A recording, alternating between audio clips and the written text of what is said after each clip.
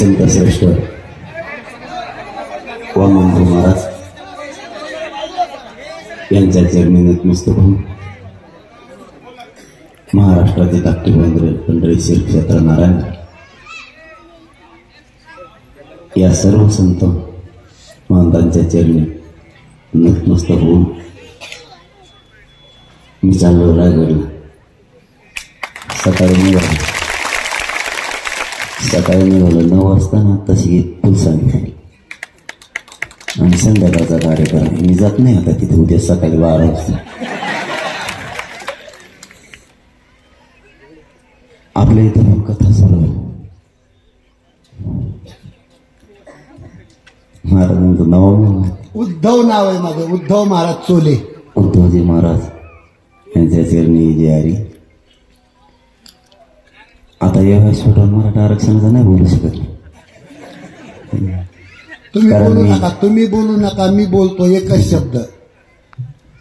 मराठा समाजाला, गोरगरीब लोकांना ही जी भाकर मिळाली त्याचं एकच कारण आहे महाराष्ट्रात, की जरांगे पाटलांनी लाचारी स्वीकारली. एवढंच उत्तर आहे महाराष्ट्रात, दुसरं उत्तर नाही. लाचारी स्वीकारली असती तर जरांगे पाटील कोट्याधीश झाले असते, पण गरिबासाठी लाचारी स्वीकारली नाही. म्हणून त्यांच्या पाठीमाग सदैव वामन भाऊची आणि नारायण गडाची कृपा राहील.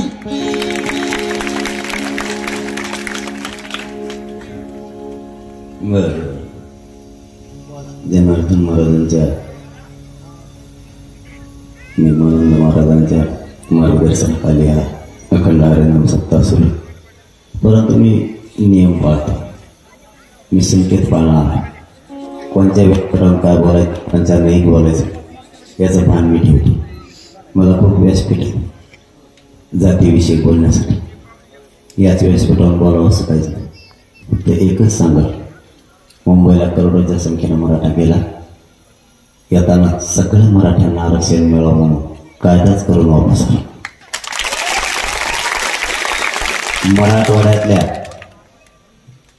मराठा सुद्धा नोंदी नाही सापडला तरी आरक्षणात येणार हा शब्द आपल्याला तुमचा यावेळेस होता. आणि महाराष्ट्रातला एकही मराठा राहणार नाही. कोणाला काय टीका करायच्या, सोशल मीडियावर काय बोंबलायचं ते बोंबलो. कायदा 70 वर्षात झाला नाही, तो झालाय. त्याची फक्त अंमलबजावणी राहील. जर त्यांनी या 4-5 दिवसात अंमलबजावणी नाही केली, त्या कायद्याचं काहीही शब्द वापरतो. फक्त निगेटिव्ह बोलायचं नाही म्हणून बोलतो. काही होऊ तरी मराठ्यांना आरक्षण दिल्याशिवाय मी आंदोलन थांबविणार नाही. एवढा शब्द देताना थांबतो. धन्यवाद.